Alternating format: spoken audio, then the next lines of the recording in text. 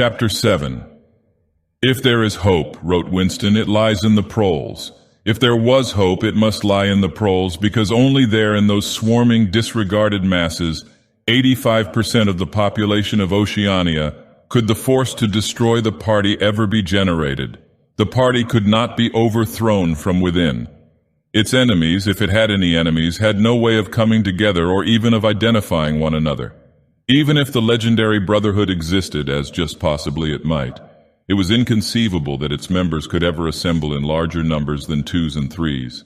Rebellion meant a look in the eyes, an inflection of the voice at the most, an occasional whispered word.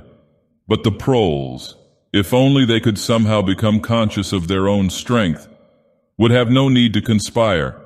They needed only to rise up and shake themselves like a horse shaking off flies.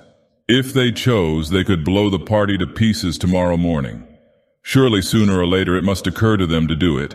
And yet, he remembered how once he had been walking down a crowded street when a tremendous shout of hundreds of voices, women's voices, had burst from a side street a little way ahead. It was a great formidable cry of anger and despair, a deep loud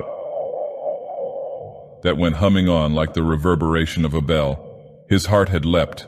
It started, he had thought. A riot. The proles are breaking loose at last.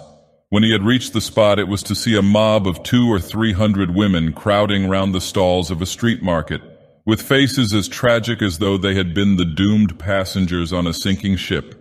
But at this moment the general despair broke down into a multitude of individual quarrels. It appeared that one of the stalls had been selling tin saucepans.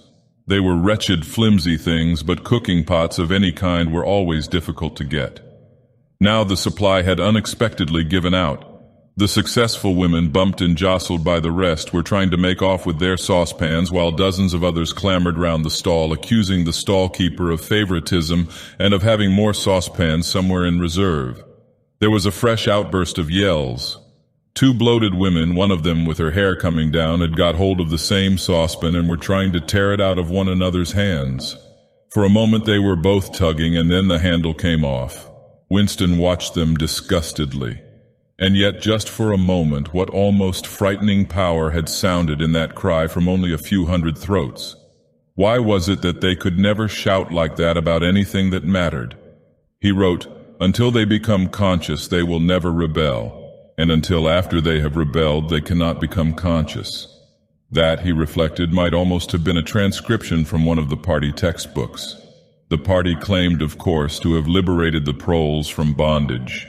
Before the revolution, they had been hideously oppressed by the capitalists. They had been starved and flogged. Women had been forced to work in the coal mines. Women still did work in the coal mines, as a matter of fact. Children had been sold into the factories at the age of 6. But simultaneously, true to the principles of doublethink, the party taught that the proles were natural inferiors who must be kept in subjection, like animals, by the application of a few simple rules. In reality, very little was known about the proles. It was not necessary to know much. So long as they continued to work and breed, their other activities were without importance. Left to themselves, like cattle turned loose upon the plains of Argentina, they had reverted to a style of life that appeared to be natural to them, a sort of ancestral pattern. They were born, they grew up in the gutters, they went to work at 12. They passed through a brief blossoming period of beauty and sexual desire. They married at 20. They were middle-aged at 30. They died for the most part at 60. Heavy physical work, the care of home and children, petty quarrels with neighbors, films, football, beer, and above all gambling filled up the horizon of their minds. To keep them in control was not difficult. A few agents of the thought police moved always among them, spreading false rumors and marking down and eliminating the few individuals who were judged capable of becoming dangerous. But no attempt was made to indoctrinate them with the ideology of the party. It was not desirable that the proles should have strong political feelings. All that was required of them was a primitive patriotism which could be appealed to whenever it was necessary to make them accept longer working hours or shorter rations. And even when they became discontented, as they sometimes did, their discontent led nowhere, because being without general ideas, they could only focus it on petty specific grievances. The larger evils invariably escaped their notice. The great majority of proles did not even have telescreens in their homes. Even the civil police interfered with them very little. There was a vast amount of criminality in London, a whole world within a world of thieves, bandits, prostitutes, drug peddlers, and racketeers of every description. But since it all happened among the proles themselves, it was of no importance. In all questions of morals, they were allowed to follow their ancestral code. The sexual puritanism of the party was not imposed upon them. Promiscuity went unpunished, divorce was permitted. For that matter, even religious worship would have been permitted if the proles had shown any sign of needing or wanting it. They were beneath suspicion. As the party slogan put it, proles and animals are free. Winston reached down and cautiously scratched his varicose ulcer. It had begun itching again. The thing you invariably came back to was the impossibility of knowing what life before the revolution had really been like. He took out of the drawer a copy of a children's history textbook which he had borrowed from Mrs. Parsons and began copying a passage into the diary. In the old days, it ran, before the glorious revolution, London was not the beautiful city that we know today. It was a dark, dirty, miserable place where hardly anybody had enough to eat and where hundreds and thousands of poor people had no boots on their feet and not even a roof to sleep under. Children no older than you had to work 12 hours a day for cruel masters who flogged them with whips if they worked too slowly and fed them on nothing but stale bread crusts and water. But in among all this terrible poverty, there were just a few great big beautiful houses that were lived in by rich men who had as many as 30 servants to look after them. These rich men were called capitalists. They were fat, ugly men with wicked faces like the one in the picture on the opposite page. You can see that he is dressed in a long black coat, which was called a frock coat, and a queer, shiny hat shaped like a stovepipe, which was called a top hat. This was the uniform of the capitalists, and no one else was allowed to wear it. The capitalists owned everything in the world, and everyone else was their slave. They owned all the land, all the houses, all the factories, and all the money. If anyone disobeyed them, they could throw them into prison, or they could take his job away and starve him to death. When any ordinary person spoke to a capitalist, he had to cringe and bow to him, and take off his cap and address him as Sir. The chief of all the capitalists was called the king, but he knew the rest of the catalogue. There would be mention of the bishops in their lawn sleeves, the judges in their ermine robes, the pillory, the stocks, the treadmill, the cat o' nine tails, the Lord Mayor's banquet, and the practice of kissing the Pope's toe. There was also something called the jus primae noctis, which would probably not be mentioned in a textbook for children. It was the law by which every capitalist had the right to sleep with any woman working in one of his factories. How could you tell how much of it was lies? It might be true that the average human being was better off now than he had been before the revolution.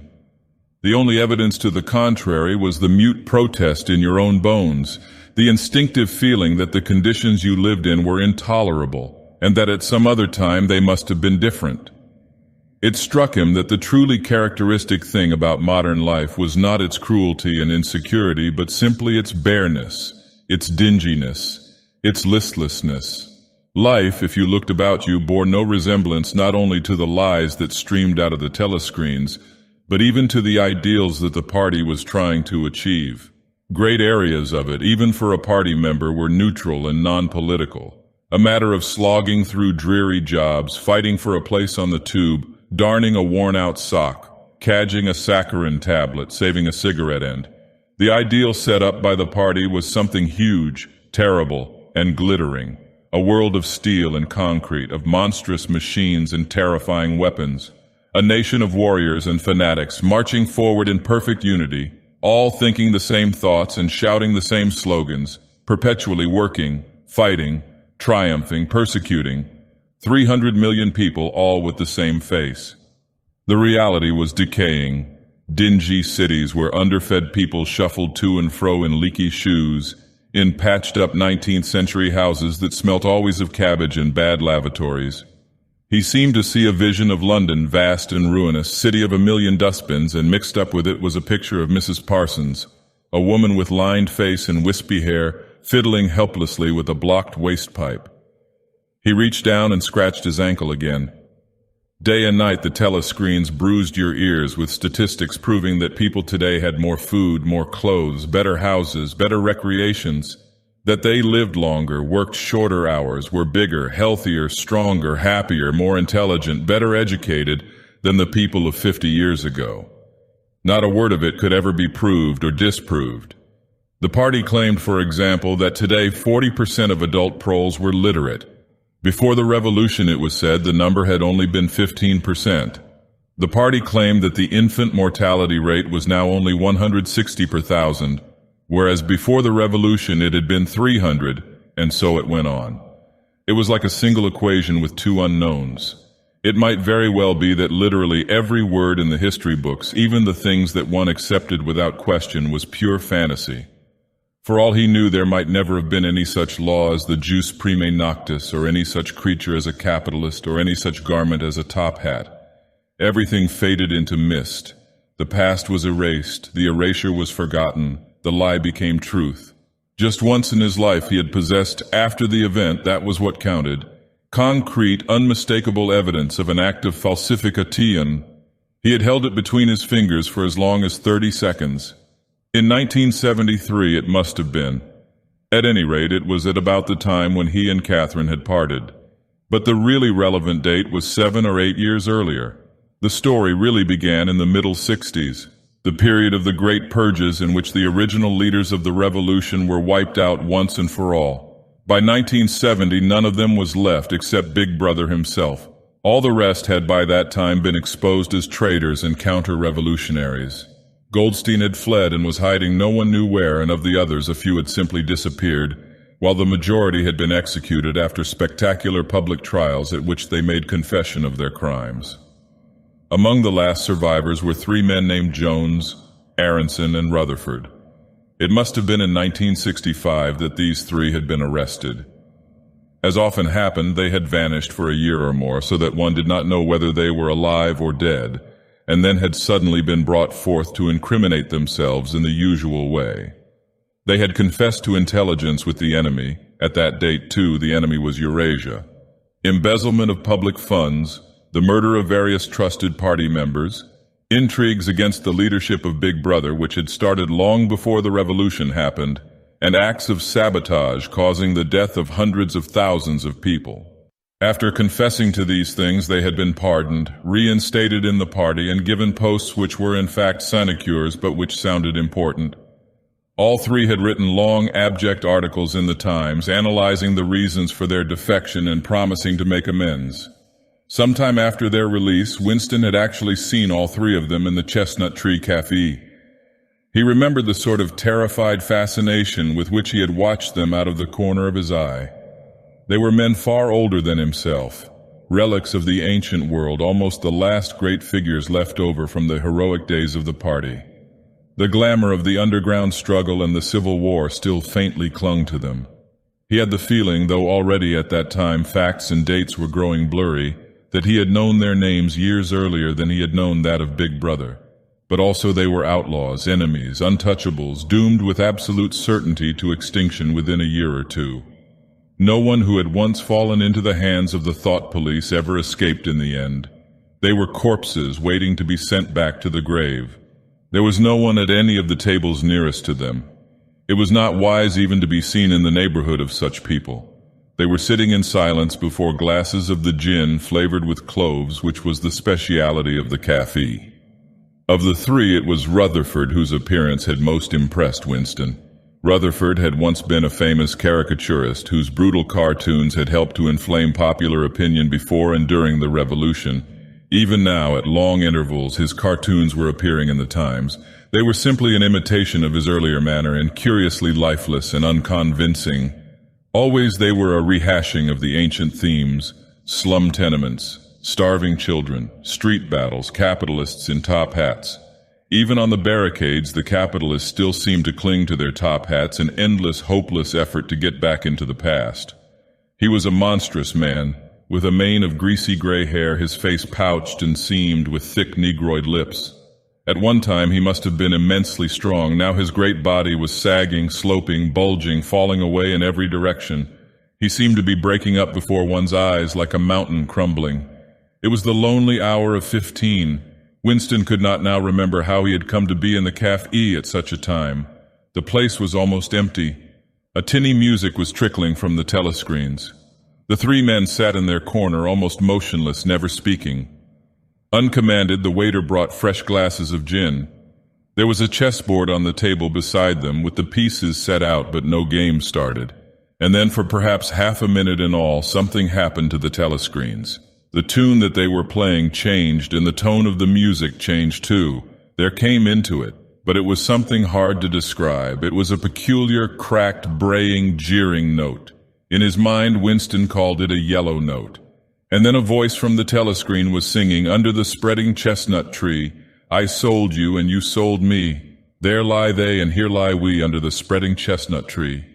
The three men never stirred, but when Winston glanced again at Rutherford's ruinous face, he saw that his eyes were full of tears, and for the first time he noticed with a kind of inward shudder, and yet not knowing at what he shuddered, that both Aronson and Rutherford had broken noses.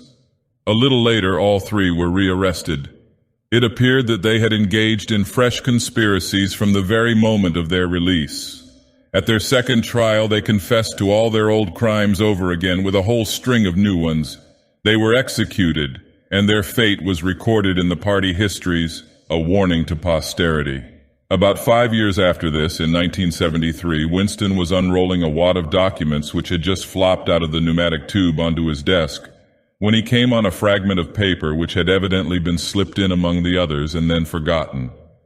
The instant he had flattened it out, he saw its significance. It was a half-page torn out of the Times of about 10 years earlier, the top half of the page so that it included the date, and it contained a photograph of the delegates at some party function in New York.